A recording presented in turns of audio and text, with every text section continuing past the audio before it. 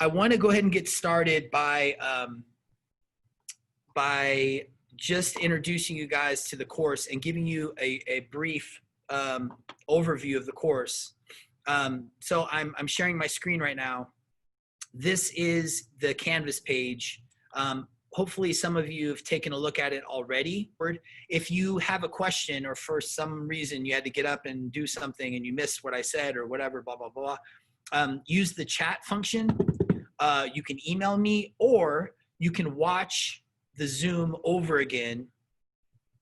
The link to the Zoom, because all of this is being recorded, the link to the Zoom is actually located in the Canvas page under Pages. So if you're in Canvas, and hopefully all of you can see this, you're in Canvas, if you click on Pages, you'll see archived Zoom meetings. It takes a while for Zoom to give me the link after the meeting is over. So within a few hours of the class, I'll post the archived Zoom meetings here, and then you can watch them on your own time, okay? But the best way to get a hold of me is email. So this is the agenda. And so this isn't gonna change every day. I post the weekly agenda every Monday, okay? So the agenda for week 1, which is what we're in, August 17th through the 23rd, there's 3 boxes. What are we doing? When is it due? And some helpful links, right? It's pretty straightforward. So for today, here's what we're doing. Right now, we're doing a class overview, which is in Zoom.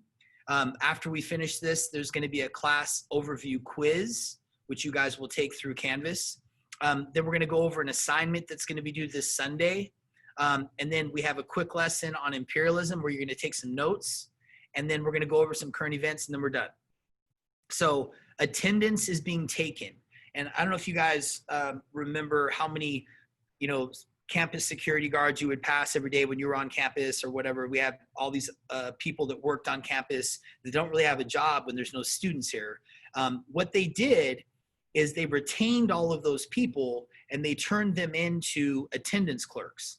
So when you don't attend a class or when you're not doing your work, those people are going to track you down or track parents down so that we get a higher rate of attendance and engagement, okay? So here's the deal. If you're not in the waiting room 5 minutes into class, then you'll need to watch the link. And that's fine. Sometimes you guys may not be able to make it or whatever, but just know that you'll get marked absent. So that's really important. 5 minutes is the window. After 5 minutes, you can try to get in, but most likely you're not going to be able to. And then you'll need to watch the link in Canvas, okay? All of your work is due on Sunday, all right? So your work was assigned officially on Monday, which was yesterday. It's all going to be due on Sunday, this Sunday coming up and every week thereafter.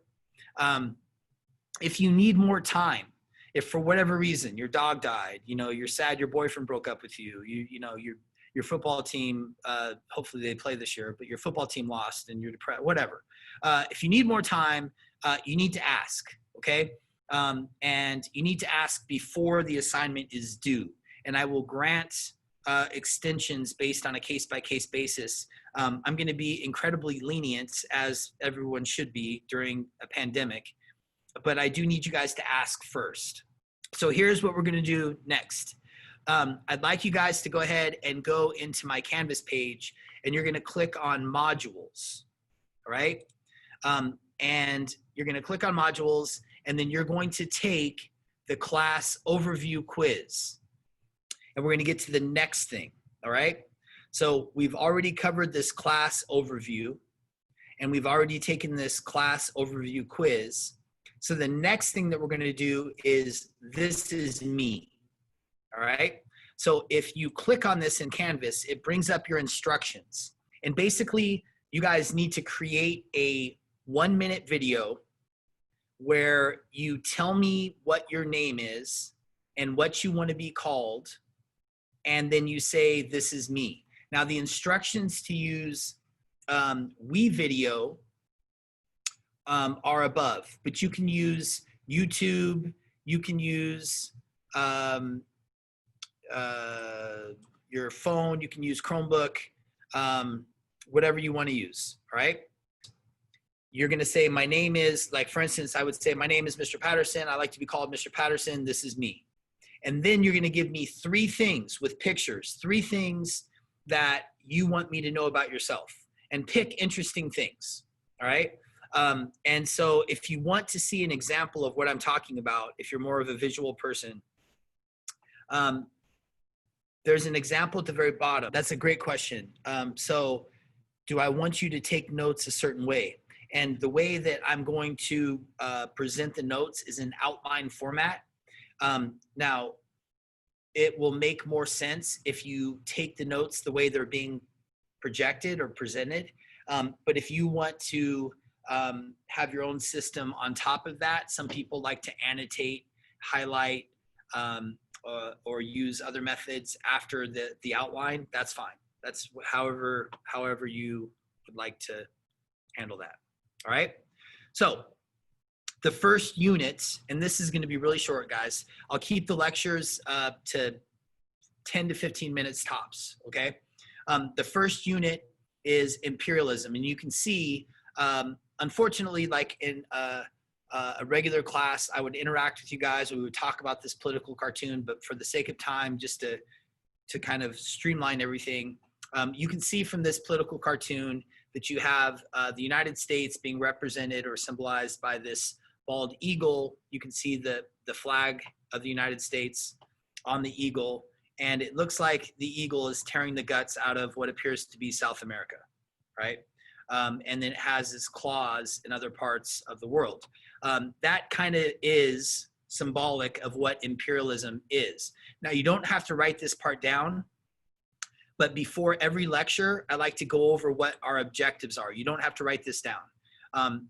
The objective of this lecture is to talk about what imperialism is, describe the significance of colonization, and then define key terms, which we're going to get into a little bit later. You'll have some key terms or vocabulary words, all right?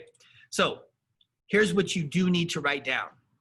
So at the top of your page, you're going to write Roman numeral 1, imperialism, just as you see there, all right? Roman numeral 1, imperialism, okay?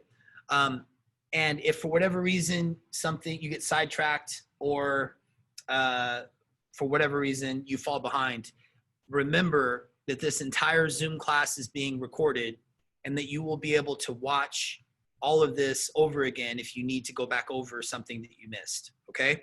So imperialism, what is it? Now you're going to write capital A underneath imperialism, just as you see here in outline format. And imperialism is the policy of forcefully extending one country's power and influence over another, right? The policy of forcefully extending one country's power and influence over another. So when you think about that definition, do you think that the United States could be accused of behaving imperialistically at times? Yeah. It's basically, if you wanted to break this down, it's basically when a country bullies another country for its influence, or to take some of their power or resources, which gets to the next note. So you should have Roman numeral 1, imperialism, capital A, the definition, and then right under that, you should have this. Why? Why do countries behave imperialistically? Why is this something that we talk about, right? Well, there are 3 main reasons, right, that countries behave imperialistically. So you'll write this exactly as you see on your screen. The 3 main reasons that countries behave imperialistically, number 1 is to expand. And this happened in the United States. We started off on the East Coast with 13 colonies. And by 1890, we had expanded all the way to the Pacific Ocean, right? So expansion is one reason why countries behave imperialistically. Another is resources. Now,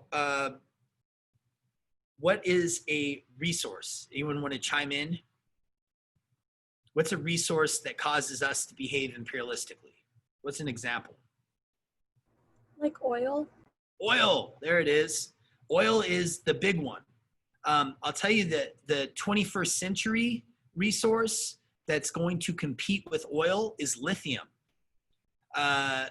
Lithium, as you guys probably know, is in all of the batteries for all of the things that you have. And we don't have a lot of it in the United States. But you know where we found about $1 trillion worth? In Afghanistan. So do you think that that could potentially cause us to want to stick around and make sure that that country allows us to use its mines? Maybe, right? So resources is one of the reasons, and then influence. Some countries like to have an influence in different parts of the world. For instance, we have a lot of things that pop off in the Middle East. We like to have bases in Saudi Arabia, in Kuwait, so that we can respond and protect the oil that is there in the Middle East. So these are the three reasons that countries behave imperialistically. Now, capital B underneath that, just as you see there, let's talk a little bit about the 19th century global competition. So we're talking about the 1800s, right? In the 19th century, in the 1800s, there were some European countries that were really competing for different parts of the world, and they were behaving imperialistically, all right? So let's take England, for instance, and let's look at some of the key colonies for England. England had colonized a third of the entire continent of Africa. It had also colonized India and Canada. All right. So England had some key colonies that were colonized in the 19th century. England's main foe in Europe is France. And France had some colonies. They had behaved imperialistically as well. And so when you look at some of France's key colonies that tie into later events that we're going to get into, France had colonized a third of Africa, but they had also colonized Vietnam and Haiti as well. Right? So now you have this 19th century global competition, and you have England that had colonized a third of Africa, India and Canada. You have France that has colonized a third of Africa, Vietnam and Haiti. And then the other one that we don't really think a lot of now as a powerhouse is Spain. But Spain had some prime real estate, all right? When you think of prime real estate, I don't know about you, but I think of like a beach house or something, right? And when you look at Spain's colonies, they had Cuba, they had colonized the Philippines, and they had Puerto Rico, and they had Guam. It's not even on the list. But Spain had some prime real estate in the 19th century, okay? And when you look at what they all have in common, Cuba, the Philippines, Puerto Rico, Guam, they all have access to the sea. Some of them are islands, right? So if you have a navy, that is a huge perk that you have places for that navy to port, right? So this 19th century global competition, these European countries that are powerhouses, right? England and France and Spain. And it's not just those three. You have Portugal as well, right? And Germany. But when you look at these countries in Europe, they had colonized all of these places all over the globe, right? And that's important to remember as we talk about the next piece of this. So I want to show you guys this. And again, if you've fallen a little bit behind or you're still taking notes, don't worry. All of this, again, is being recorded. You can go back and watch it at your own leisure. This is a map of Africa. But what I want you guys to pay attention to is not the countries, but the colors. Because this is Africa in 1914, before World War I gets kicked off.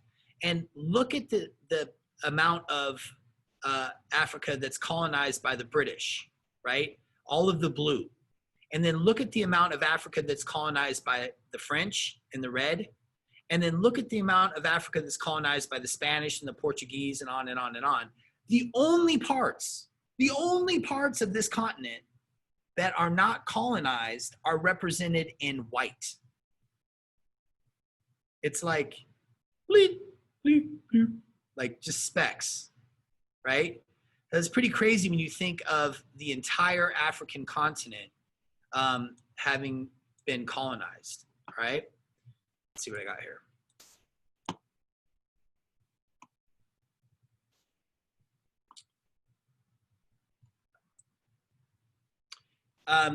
So we're going to talk a little bit about how the United States gets some of these territories. And we're going to talk a lot more about that on Thursday. But to answer your question, yes. The question was, is the example of the United States territories an example of our colonization, right, or imperialism? And that is an example, all right? So let's talk about our last little slide here, capital C, American expansionism. So this is going to go right underneath your last note under capital B. So capital C, American expansionism. Let's talk about what's happening in the United States while Europe is competing for these colonies in the 1800s, all right? In 1890, and again, you're going to write this exactly as you see, capital C, and then underneath that, the number 1. In 1890, the frontier closes. The frontier closes. And so what does that mean? A lot of students I have found have a difficult time defining what a frontier is. Does anyone want to take a shot at it? I'd say a frontier is maybe like a place of battle where all the front lines are and the main battle are. You're partly right. It's definitely where we have lines drawn. And on one side of the frontier, you have civilization. And on the other side of the frontier, you have wilderness. So when people talked about the frontier in the 1800s, they're talking about the parts of the country that had not been civilized yet, all right? And so in 1890, when the frontier closes, what that means is that by 1890, we had expanded from the Atlantic Ocean, from the East Coast, all the way to the Pacific. There was nowhere else for us to go. We could not go any further west or we would be in the ocean, right? The frontier had closed. We had taken all of that land.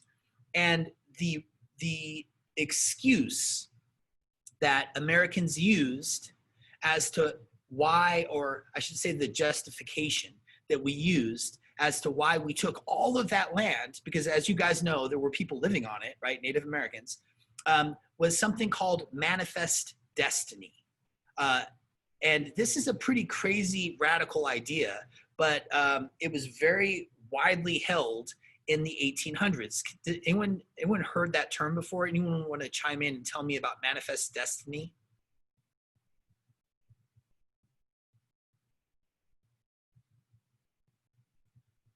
I know, so interesting, right? So check this out. Some of you may have seen this in middle school. This is a painting that kind of symbolizes manifest destiny. It was painted by a guy named John Gast. And this is the idea behind manifest destiny. I'll give you the note. It's the belief that U.S. expansion was inevitable, all right? That God was on our side. If you were to go back in time and you were to ask one of these Americans in the 1800s, hey, why did you take all this land from all these Native Americans?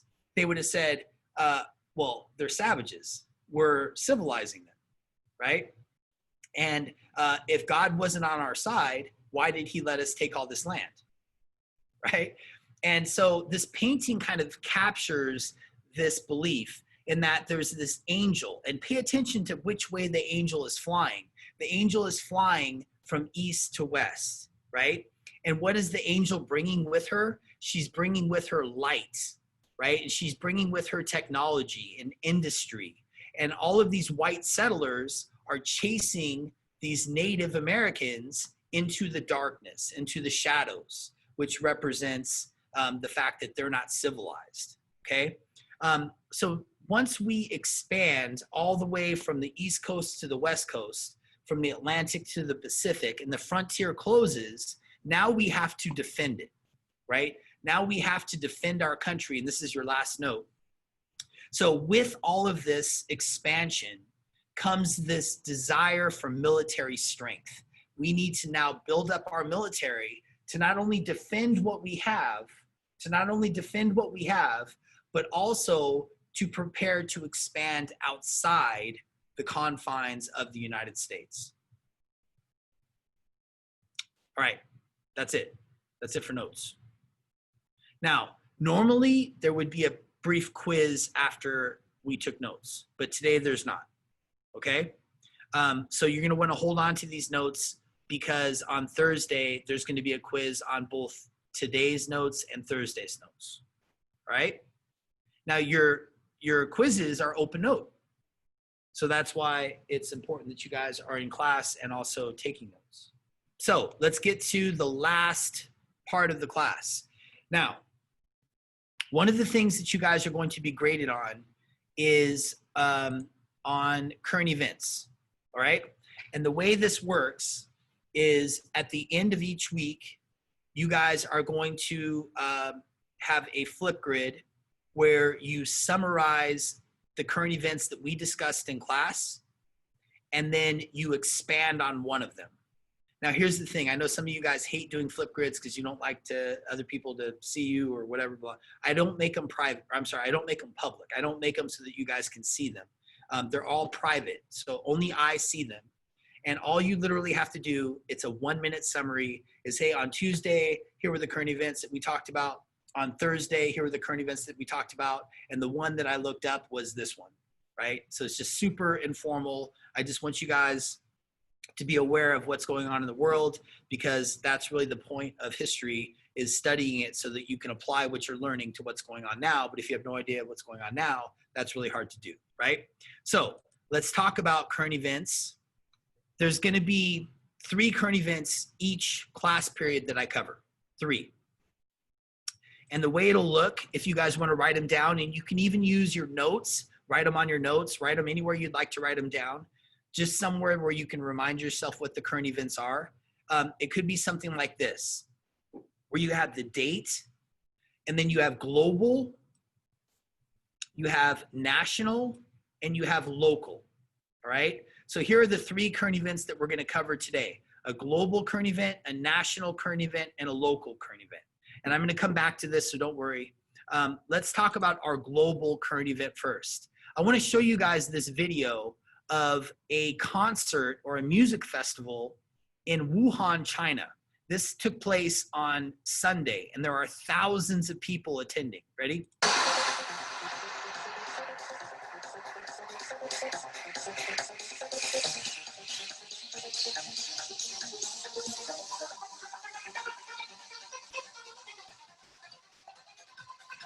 Now, given what you know about Wuhan, which hopefully is at least a little bit, why is this crazy? Anyone have an answer? It's where the coronavirus first was found. Yeah, this is where the coronavirus originated from, right? This is ground zero. But China has been able to squash the curve, right? To the point where at their ground zero, they're having music festivals where thousands of people are showing up, right? So this was crazy to me that when you compare us to other parts of the world. Now, why was China so successful in squashing the curve? Well, they're not a free country, and their government can just they have this authoritarian state where the government can just set these limits and people have to abide by them or they're thrown in jail, right? We have a different setup, and I get that, but it's just crazy to me that we have all of these cases and we're still struggling with even reopening schools, and they're having music festivals where it all started, right? That's kind of crazy. So for that current event, you might want to write Wuhan, China holds a music festival without fear of COVID, right? That's kind of the point of that current event. Would be something that you might want to write down, or something to that effect, right? Wuhan, China holds music festival in water park. Your next current event is a national one, and it has to do with the post office. Now, this sounds kind of boring on its face, but some of you may have heard that the post office, the postal service, has had a little bit of a slowdown in some places, even more than others. But it's being politicized, okay? And so this current event is something that we're going to keep our eyes on, because what happened is that President Trump appointed a new postmaster general who's in charge of the post office, and he's making some changes that are causing there to be a delay in some mail delivery, okay? And this is causing some people to freak out and think that, hey, we're about to have this election. People are going to be voting by mail. Is this going to work? How is the election going to work? On and on and on, right? So, your current event for that might be something like postal service delays are causing controversy, right? And it's something, again, that when you report it on your Flipgrid, if it's something you want to expand on, you just Google that and read up on it and expand on it, and that would satisfy the requirement of having expanded on one of these current events. The last current event for you guys is this. Our governor said yesterday that it's very likely that San Diego County would come off the state's monitoring list. All right. Why is that a big deal? Why, as some of you guys know, we started to reopen and then we came back to kind of closing things down. And we were on the state's monitoring list. And now today we should be off of it. Does anyone know what happens next? From what I know, isn't it if you're off of the state's monitoring list, you can open schools? Yes. So here's a caveat. If we're off the monitoring list for 14 consecutive days, if we can keep our numbers low for 14 consecutive days, then things can start to reopen, right? Does that mean in 2 weeks we can have school back? No, that's not what I'm saying. But what I am saying is if we can keep our numbers low for 14 days, other things can start to open, and eventually we can start to revisit this conversation about hybrid school or whatever, right? So it's something to keep your eye on for sure, that later on today we should be off the state's list. And that's just exactly what you would write. Local San Diego County may be off the state's watch list today, starting a 14-day clock for some reopening, something to that effect. And guys, that's it. That is all I have for you. Are there any questions? You can unmute yourself and ask, or you can type in the chat. This link, once it's available, I will post in the pages in Canvas, and you guys can watch it and revisit anything that we talked about. All right. Hey, if something comes to you and you're like, oh, I did have a question about this or that or whatever, just email me. I'll get back to you. But I will see you guys on Thursday. And if you're curious what we're going to be doing on Thursday, it's on the agenda and we'll just go from there. All right.